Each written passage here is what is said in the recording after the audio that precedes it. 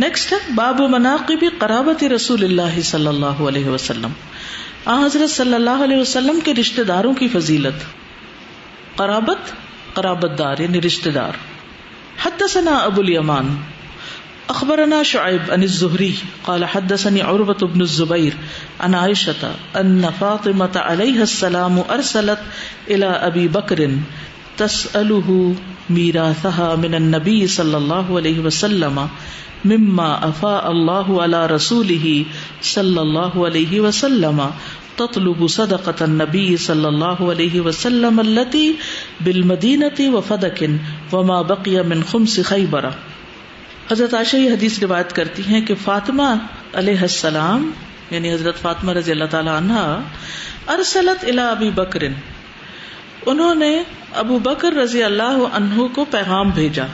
ارسلت بھیجا کسی کو، الی ابی بکر ابو بکر کی طرف.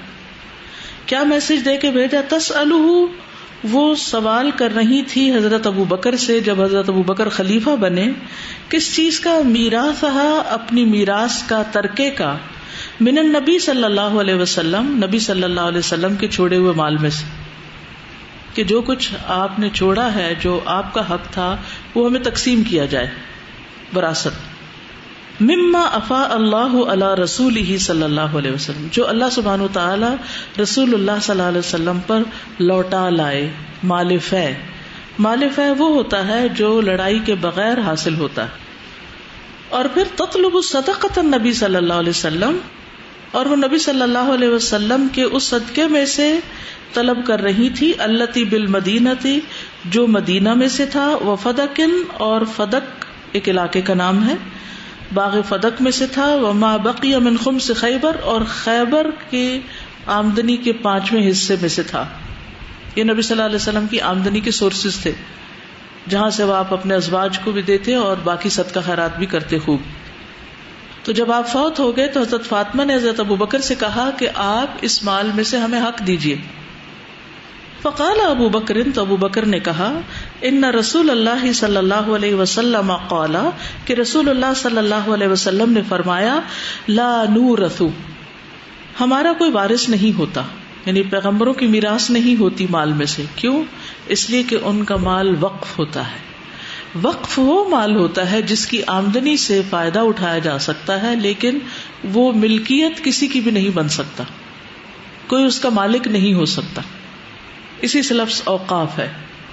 نبی صلی اللہ علیہ وسلم کے زمانے میں صحابہ کرام نے اپنی اراضی یا گھوڑے یا تلوار یا اور مختلف چیزیں اللہ کے راستے میں وقف کی تھی کہ وہ بیت المال کا حصہ ہوں، اس سے فی سبیل اللہ کام لیا جائے، لیکن وہ کسی کی ملکیت میں نہ دیا جائے، یعنی کسی کو اس کا مالک نہ بنایا جائے، وہ بس دین کے فائدے کے لیے. ابھی آپ دیکھیں مسلمان جہاں جہاں بستے ہیں وہاں اوقاف کے نام سے وزارتیں بھی ہوتی ہیں، محکمے بھی ہوتے ہیں. وہ ان کا کام کیا ہوتا ہے کہ ان علاقوں میں ایسی پراپرٹیز جو سال ہا سال سے اوقاف کے یعنی وقف کے نام پر موجود ہیں ان کو لک آفٹر کریں، اور اگر وہ مثلا زرعی زمینیں ہیں تو ان کی پیداوار ضرورت مندوں میں تقسیم کریں، اور اگر وہ بلڈنگز ہیں تو ان کو مینٹین کریں. ٹھیک ہے نا. اب مثال کے طور پر یہ زمین جس پہ آپ بیٹھے ہیں یہ بھی کیا ہے؟ وقف ہے، کسی کی ملکیت نہیں ہے، کوئی اس کا مالک نہیں ہو سکتا. یہ الہدا فاؤنڈیشن کے نام وقف ہے. اسی طرح مختلف شہروں میں لوگوں نے اپنی جگہ وقف کی ہیں، وہ کوئی بھی خرید کے اپنے نام نہیں کر سکتا، کسی کی ذاتی ملکیت میں تقسیم نہیں ہو سکتی، نہیں جا سکتی. لیکن کیا ہوگا کہ جو بھی یہاں آئے، پڑھے، پڑھائے، اس سے فائدہ اٹھائے. ٹھیک ہے. تو پیغمبروں کی ذاتی مال یا ذاتی چیزیں بھی کیا ہوتی ہیں؟ وہ اس طرح تقسیم نہیں ہوتی، بلکہ وہ کیا ہوتی ہیں؟ وقف ہو جاتی ہیں. اور پیغمبر کے رشتہ دار اہل بیت اس سے فائدہ اٹھا سکتے ہیں، لیکن اس کے مالک نہیں بن سکتے. بات سمجھ آ گئی؟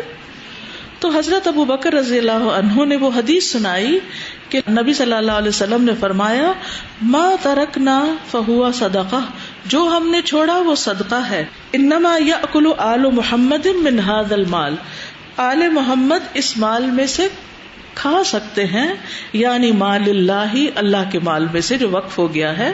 لیس لہم ان یزیدوا علی المأکل، ان کے لیے جائز نہیں کہ وہ کھانے سے زیادہ کسی چیز میں اس کو استعمال کریں. یعنی اس مال میں سے کھا سکتے ہیں لیکن اس سے آگے کچھ نہیں کر سکتے. وَإِنِّي وَاللَّهِ لَا أُغَيِّرُ شَيْئًا مِّن صَدَقَاتِ النَّبِيِّ صلی اللہ علیہ وسلم، اور بے شک میں اللہ کی قسم ہرگز تبدیل نہیں کروں گا کسی بھی چیز کو جو نبی صلی اللہ علیہ وسلم کے صدقات میں سے ہے. التی کانت علیہا فی عہد النبی صلی اللہ علیہ وسلم، وہ جو اس وقت تھا جو آپ کے زمانے میں ہوا کرتا تھا، یعنی وہ صدقات جو آپ کے زمانے میں تھے. فی عہد النبی.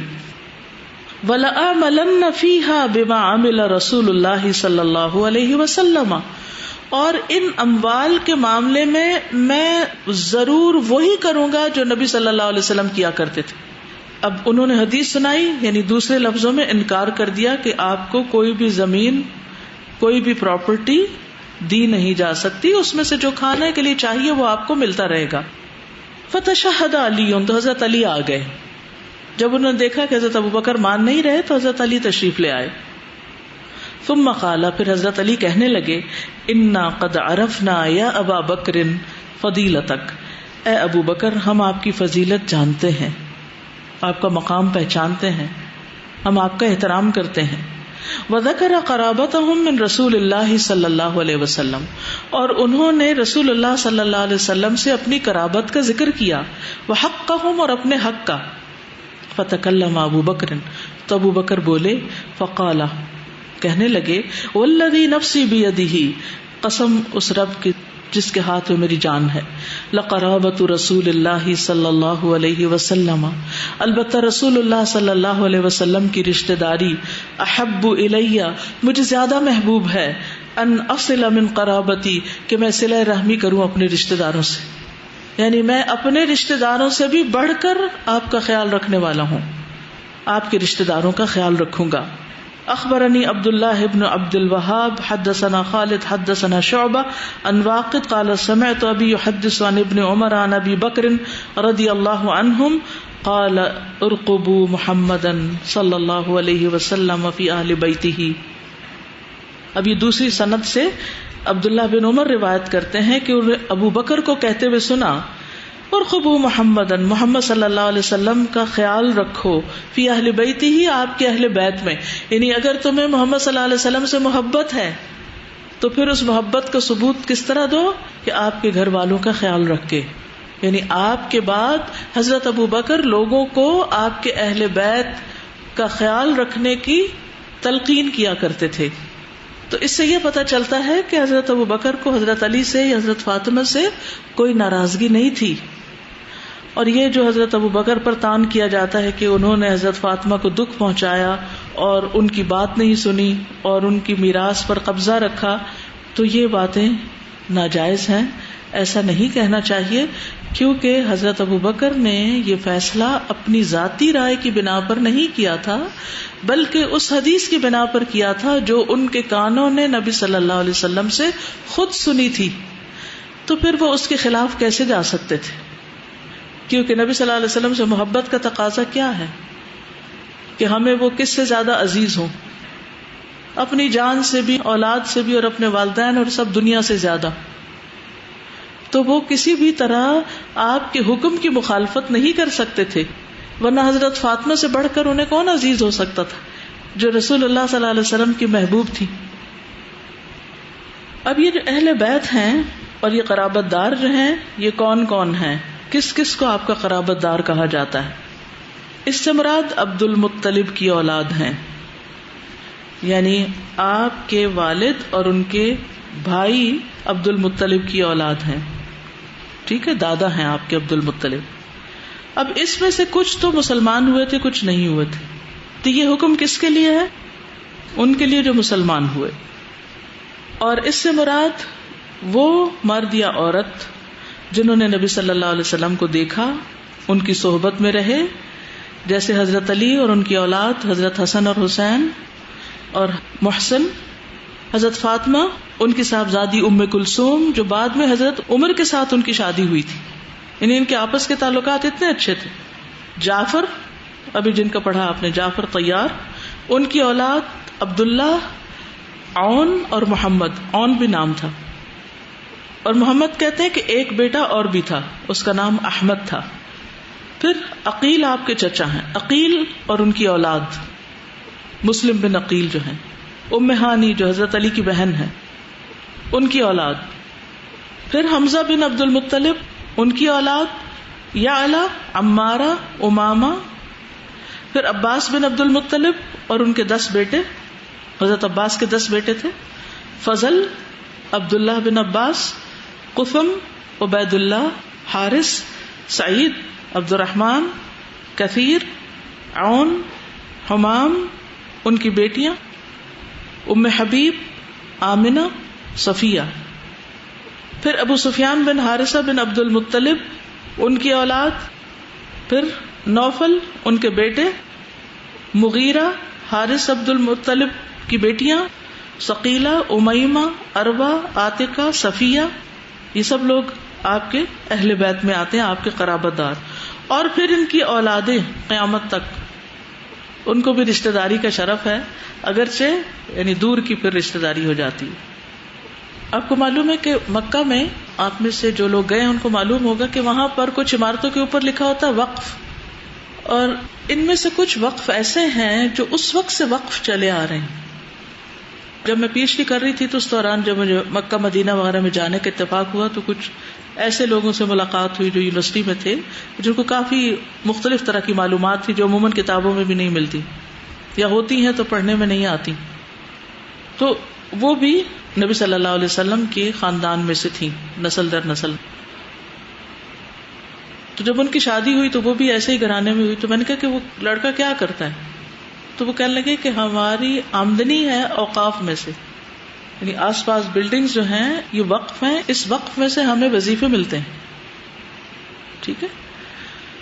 تو اب بھی جن لوگوں کا واقعی صحیح سند کے ساتھ رشتہ جڑتا ہے، وہ اگر اس خاص علاقے میں ہے اور وہیں رہ رہے ہیں جب سے، نسلوں کی نسلیں آباد ہیں، وہ مکہ سے نکلے ہی نہیں، یعنی وہ اب تک ان کا حق ہے اس پر، لیکن وہ ان کے نام نہیں ہے. لیکن بہت سے لوگ اپنا نام خود ہی سید رکھ لیتے ہیں، یا ہاشمی رکھ لیتے ہیں، یا قریشی رکھ لیتے ہیں، یا عباسی رکھ لیتے ہیں. اب پتہ عباسی سارے حضرت عباس کی اولاد میں سے، اب مری بھرا پڑا ہے عباسیوں سے. اب اللہ ہی بہتر جانتا ہے کہ اس کی حقیقت کیا ہے. ہم کچھ بھی نہیں کہتے اس بارے میں، انکار بھی نہیں کرتے، اور ہمارے پاس کوئی دلیل نہیں تو ہم کچھ اور بھی نہیں کہہ سکتے. لیکن ان سب کی جو اولادیں ہیں پھر یہ آپ کے قرابت داروں میں شامل ہو جاتی ہیں. تو یہ آپ کے سارے قرابت داروں کی بات ہو رہی ہے، اس میں کسی ایک خاص بندے کا ذکر نہیں. آپ سوچ رہے ہوں گے یہاں کون ہے جن کی بات ہے؟ سارے رشتے دار، ٹھیک ہے، پورے قرابت داروں کی بات ہے. امام بخاری آپ دیکھیں کس طرح لا رہے ہیں نا، یعنی پہلے کن صحابہ کا، یعنی خلفائے راشدین کا ذکر کیا، پھر اس کے بعد آپ کے رشتہ داروں کا، اور اس میں سب سے زیادہ حضرت جعفر جو شکل و صورت اور سیرت میں آپ سے مشابہ تھے، اور پھر اس کے بعد آپ کے چچا عباس، اور پھر آگے سارے رشتہ داروں کا ذکر ہے. پھر اس کے بعد آپ دیکھیں گے مزید بھی. آپ کچھ کہنا چاہیں؟ اگر ہمیں یہ صحیح معلومات ہو نا تو ہم افراط اور تفریط دونوں سے بچ جائیں. افراط اور تفریط کا مطلب کیا ہے کہ جب ہم نبی صلی اللہ علیہ وسلم اور ان کے خاندان اور ان لوگوں کا ذکر کرتے ہیں تو کچھ لوگ محبت میں اتنا غلو کرتے ہیں کہ ان کو نبی صلی اللہ علیہ وسلم سے بھی آگے بڑھا دیتے ہیں، جو کامن سینس میں نہیں مانتی.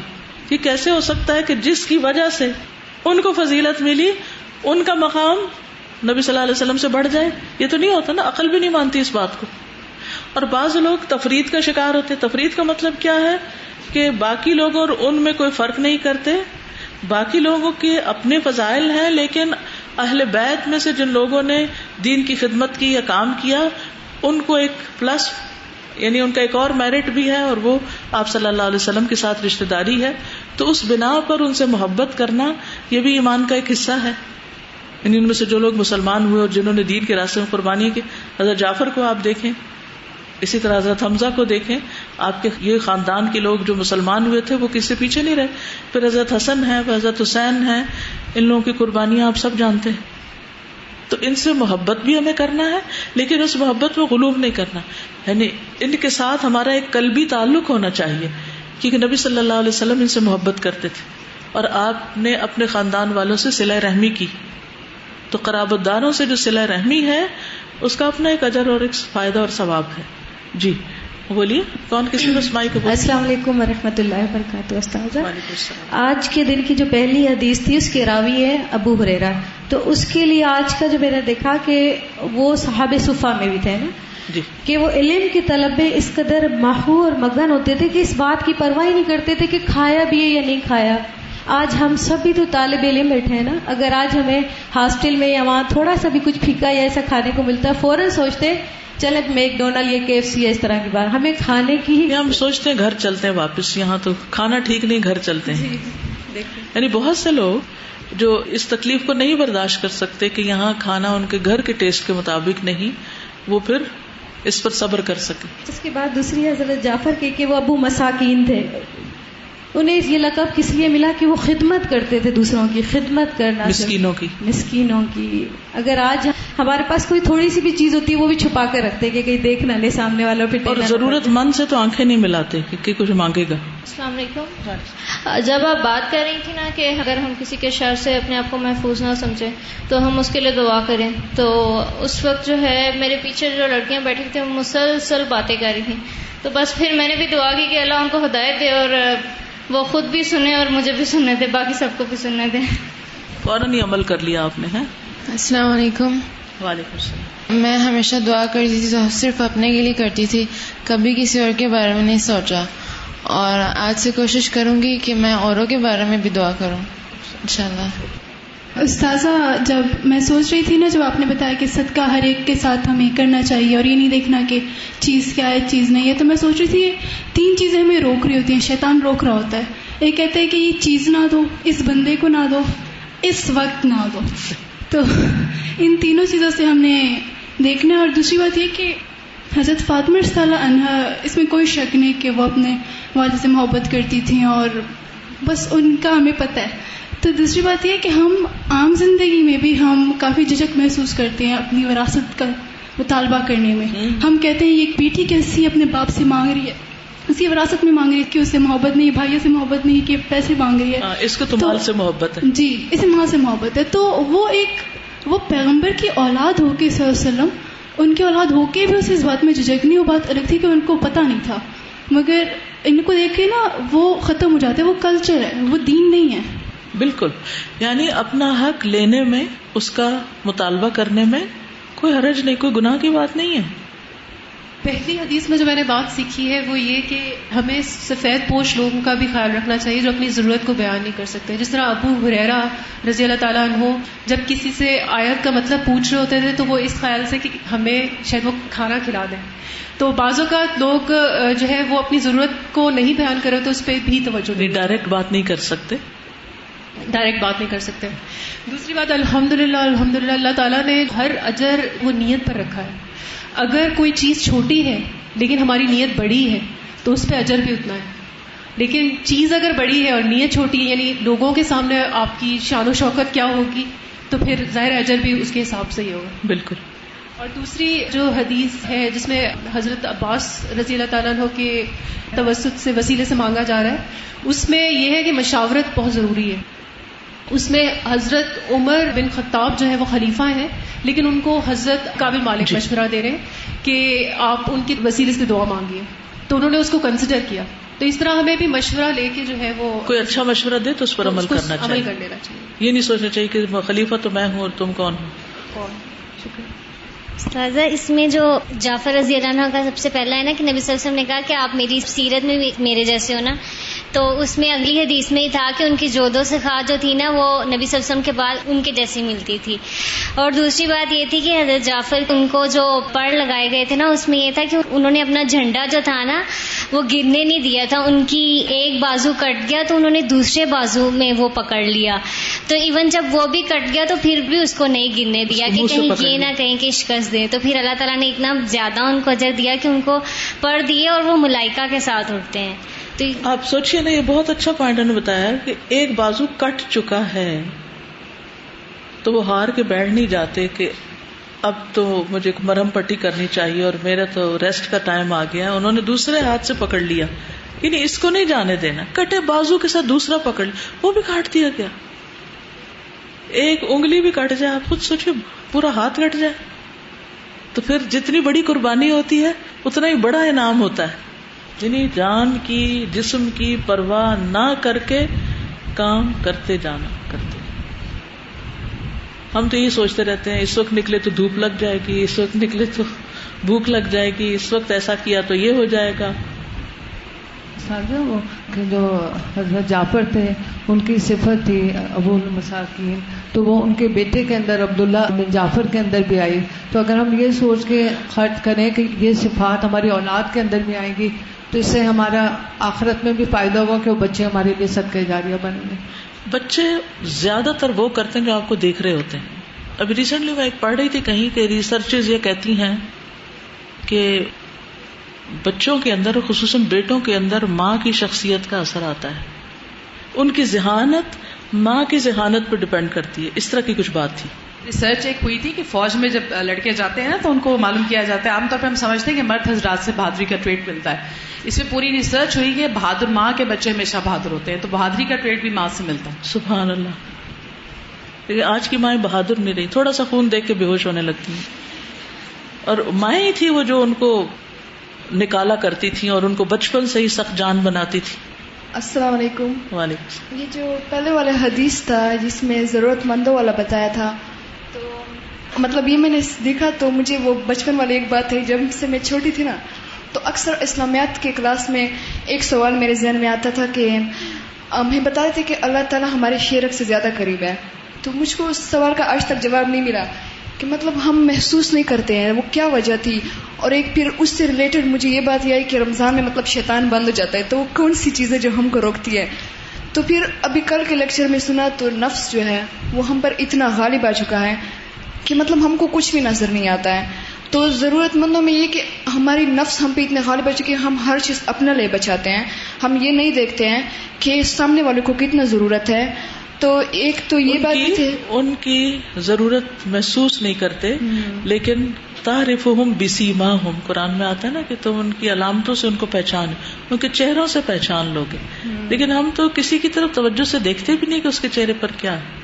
جی مطلب یہی نا کہ ہم اپنے آپ میں اتنا مشغول ہو گئے. جب ہم چھوٹے ہوتے تھے نا تو ہم چھوٹی سے چھوٹی چیز بھی بانٹنے کی کوشش کرتے ہیں, لیکن جتنا ہم بڑے ہو رہے ہیں, ہم سیکھ رہے ہیں, تو ہم یہ کہہ رہے ہیں کہ صرف ہم ہیں, اپنے لیے بچا کے رکھنا ہے. جتنا ہم پڑھتے جا رہے ہیں نا, تو وہ اقبال کا شعر ہے نا کہ تعلیم رہی نہ مشرق میں نہ مغرب میں رہی غیرت, جتنا پڑھتے جاتے ہیں جہالت بڑھتی جاتی ہے. جس علم سے تقوی نہیں آتا نا اس سے جہالت بڑھتی, لیکن جس علم کے ساتھ تقوی بڑھتا ہے تو انما یخشی اللہ من عبادہ العلماء. اصل علم اسلام میں وہی ہے جس سے اللہ کا ڈر پیدا ہوتا ہے, اور جب اللہ کا ڈر پیدا ہو جاتا ہے تو پھر انسان اپنے آپ کو پیچھے کر دیتا ہے اور دوسروں کی ضروریات آگے کر لیتا ہے. استاذہ مجھے 2 کویشچنز پوچھنے تھے. ایک یہ کہ آپ جب کسی اور کے لیے دعا کرتے ہیں تو از اٹ اوکے کہ اگر آپ ان کو بتا دیں کہ میں نے آپ کے لیے یہ دعا کی تھی؟ جی کہہ سکتے, کیوں نہیں. اور دوسرا یہ کہ اگر آپ کے پاس کم چیز ہو دینے کے لیے اور آپ کو پتا ہو کہ آپ اس چیز کے لیے بچا کے رکھو کہ کوئی ضرورت مند ایکچوئل جینوئن ضرورت مند آئے تو پھر میرے پاس کوئی چیز دینے کے لیے ہو, تو پھر آپ رینڈم چلتے پھرتے لوگوں کو نہ دیں, پھر بھی دے دیں. جب اگلا کوئی آئے گا تو اس سے پہلے اللہ تعالیٰ آپ کو اور دے چکا ہوگا, پھر آپ اس کو وہ دیں گے, کیونکہ آپ کبھی بھی نہ سوچیں کہ یہ ختم ہو جائے گی. نبی صلی اللہ علیہ وسلم نے قسم کھا کے یہ فرمایا تھا کہ صدقہ دینے سے مال کم نہیں ہوتا. یعنی جو ضرورت مند اس وقت, آپ کو کیا پتا اس کے بعد کون آتا ہے کون نہیں آتا, کل کس نے دیکھی. لیکن اگر آپ نے کسی سے وعدہ کر رکھا تو اور بات ہے کہ بھئی میں نے اس کو دینا ہے, اس سے کہہ رکھا ہے. لیکن اگر ایسی کوئی چیز نہیں تو جو سامنے ہے اس کو آپ دیں, کل کا معاملہ اللہ پہ چھوڑیں, کل کے دن میں اللہ تعالیٰ اور دے گا, وہ پھر کسی اور کو ملے گا. ایک سوال تھا, کل ہم بہنیں مل کے وصیت نامے پہ ڈسکشن کر رہے تھے, تو ہم لوگ یہی سوال آپس میں ڈسکس کر رہے تھے کہ جو ہماری کتب ہیں ان کا کیا ہوگا, مطلب اس کو ہم کس طرح سے کریں گے. تو یہ کیا مطلب صرف انبیاء وغیرہ کے لیے ہے اور علماء کے لیے کہ نہیں؟ کتابیں بھی تقسیم ہوتی ہیں, لیکن آپ چاہیں تو آپ اپنی زندگی میں صدقہ کر دیں, وقف کر دیں, کچھ کر دیں. مطلب یہ ہمارے اپنے اوپر ہے, اس پہ کوئی وراثت کا نہیں ہوتا. جی میں نے اس وقت 2 طرح کی اپنی کتابیں وقف کی ہیں لائبریری کو, آپ کو صرف اس لیے بتا رہی ہوں تاکہ آپ فائدہ اٹھا سکیں. ایک تو وہ تفاسیر جن سے میں پچھلے سالوں میں پڑھتی رہی ہوں, اردو کی تفاسیر خاص طور پر, ان میں نشان بھی لگے ہوئے, انڈر لائن بھی کیا ہوا وغیرہ وغیرہ, تو وہ.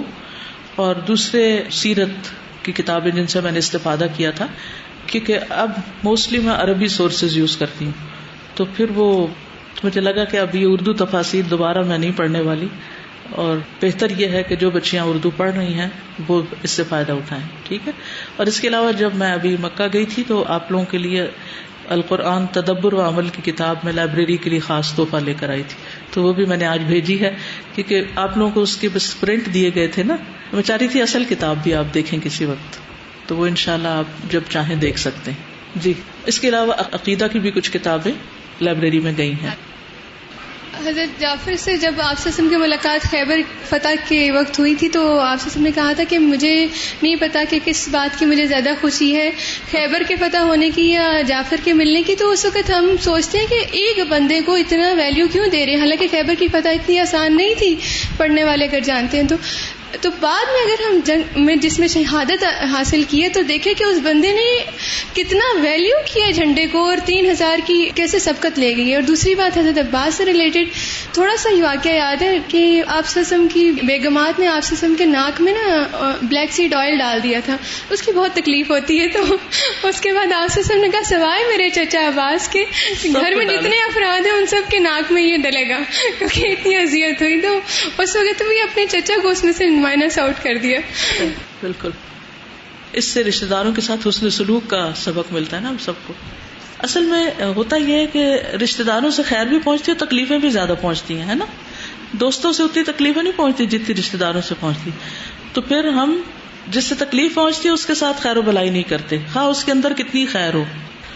حدثنا ابو الولید حدثنا ابن عیینۃ عن عمرو بن دینار عن ابن ابی ملیکۃ عن المسور ابن مخرمۃ ان رسول اللہ صلی اللہ علیہ وسلم قال فاطمۃ بدعۃ منی فمن اغضبها اغضبنی.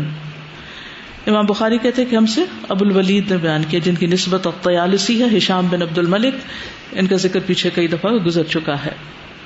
اور حدیث کے راوی ہیں مسور بن مخرمہ، کہ رسول اللہ صلی اللہ علیہ وسلم نے فرمایا فاطمۃ بدعۃ منی، فاطمہ میرے جسم کا حصہ ہے، فاطمہ ایک ٹکڑا ہے مجھ سے.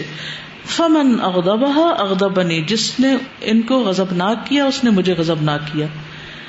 کہا جاتا ہے کہ یہ حدیث آپ نے اس وقت بیان فرمائی تھی جب حضرت علی نے حضرت فاطمہ کی زندگی میں ابو جہل کی بیٹی کو پیغام نکاح دیا تھا.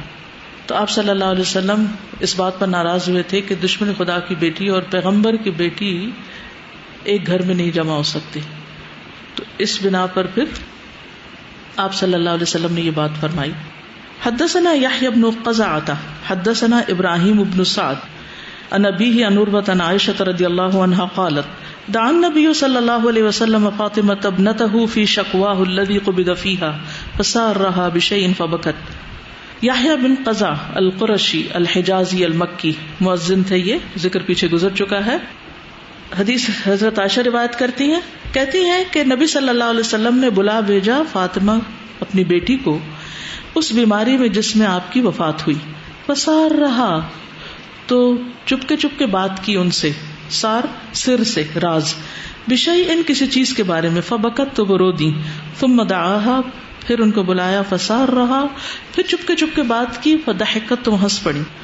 قالت فسألتها عن ذلك، وہ کہتی میں نے ان سے اس کے بارے میں پوچھا، فقالت کہنے لگی سارنی النبی صلی اللہ علیہ وسلم، آپ نے مجھ سے راز میں بات کی، فاخبرنی انہ یقبض فی وجعہ الذی توفی فیہ، کہ آپ نے مجھے بتایا کہ آپ اپنی اس تکلیف میں اللہ کو پیارے ہو جائیں گے، یعنی فوت ہو جائیں گے. فبکیت تو میں رو پڑی. ثم سارنی پھر آپ نے چپ کے مجھے بتایا، فاخبرنی انی اول اہل بیتہ اتبعہ، کہ میں آپ کے گھر والوں میں سے سب سے پہلی ہوں گی. آپ نے مجھے خبر دی کہ میں آپ کے گھر والوں میں سے سب سے پہلی ہوں گی جو آپ کے پیچھے آؤں گی، یعنی فوت ہوں گی. فضحکت تو میں ہنس پڑی. سبحان اللہ. اس سے پتہ چلتا ہے کہ حضرت فاطمہ کو نبی صلی اللہ علیہ وسلم سے کتنی محبت تھی. ان کے جلدی فوت ہونے کا مطلب کیا ہے کہ ان کے پیچھے ان کے شوہر، ان کے بچے، ان کے گھر والے سب پیچھے ہیں، اور وہ اپنے فوت ہونے کی خبر سن کے ہنس پڑی. اگر ہمیں کوئی یہ بتائے کہ میرے بعد تم نے فوت ہونا ہے تو ہمارا خوف سے برا حال ہو جائے اور ہم وہیں کانپنا شروع ہو جائیں، چاہے وہ جانے والا ہمیں کتنا ہی پیارا کیوں نہ ہو. لیکن حضرت فاطمہ کو نبی صلی اللہ علیہ وسلم سے حقیقی محبت تھی، لہٰذا وہ اس پر خوش ہو گئی کہ میں جلد آپ سے جا کے ملاقات کروں گی. حضرت فاطمہ جو ہیں یہ جنتی خواتین میں سب سے افضل ہیں. آپ نے فرمایا جنت والی خواتین میں سب سے افضل یہ 4 ہیں: خدیجہ بنت خویلد، فاطمہ بنت محمد، مریم بنت عمران اور فرعون کی بیوی آسیہ بنت مزاحم. حذیفہ کہتے ہیں کہ ایک مرتبہ مجھ سے میری والدہ نے پوچھا تم نبی صلی اللہ علیہ وسلم کے ساتھ کب سے وابستہ ہو؟ کہتے ہیں میں نے کہا فلاں فلاں وقت سے. تو انہوں نے مجھے سخت سست اور برا بھلا کہا. کہتے ہیں میں نے ان سے کہا مجھے چھوڑیں، میں نبی صلی اللہ علیہ وسلم کے ساتھ جا رہا ہوں، مغرب کی نماز ان کے ساتھ پڑھوں گا اور اس وقت تک انہیں نہیں چھوڑوں گا جب تک وہ میرے اور آپ کے لیے استغفار نہ کریں. کہتے ہیں چنانچہ میں نبی صلی اللہ علیہ وسلم کی خدمت میں حاضر ہوا، ان کے ساتھ مغرب کی نماز پڑھی، پھر نبی صلی اللہ علیہ وسلم نے عشاء کی نماز پڑھی، واپس چلے گئے. میں بھی پیچھے چلا گیا. راستے میں کوئی آدمی مل گیا جس سے آپ سرگوشی کرنے لگے. جب وہ چلا گیا تو میں پھر آپ کے پیچھے چل پڑا. آپ نے میری آواز سن لی، پوچھا کون ہے؟ میں نے کہا حذیفہ. آپ نے پوچھا کیا بات ہے؟ میں نے سارا واقعہ بتایا. تو آپ نے فرمایا اللہ تمہیں اور تمہاری والدہ کو معاف فرمائے. پھر فرمایا کیا تم نے اس شخص کو دیکھا تھا جو ابھی کچھ دیر پہلے مجھ سے ملا تھا؟ کہتے ہیں میں نے کہا کیوں نہیں. آپ نے فرمایا وہ فرشتوں میں سے ایک فرشتہ تھا جو آج رات سے پہلے کبھی زمین پر نہیں اترا.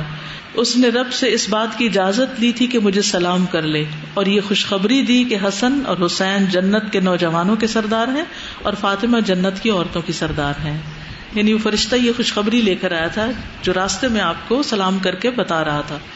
یعنی اس کا یہ مطلب نہیں کہ جنت میں صرف جوان جو فوت ہوں گے ان کے سردار ہوں گے. مطلب یہ ہے کہ جو ایمان کی حالت میں جوانی میں فوت ہوں گے وہ، ورنہ سبھی لوگ جوان ہو کے داخل ہوں گے. ٹھیک ہے. ایک اور حدیث سے پتہ چلتا ہے سلسلہ صحیحہ کہ مریم بنت عمران کے بعد یعنی وہ پہلے گزر چکی جنتی عورتوں کی سردار یہ ہیں فاطمہ، خدیجہ اور فرعون کی بیوی آسیہ.